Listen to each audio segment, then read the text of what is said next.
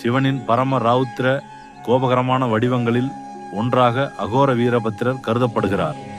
அகோர வீரபத்திரர் மகா வீரபத்திரரின் ஒரு உச்ச வடிவம்.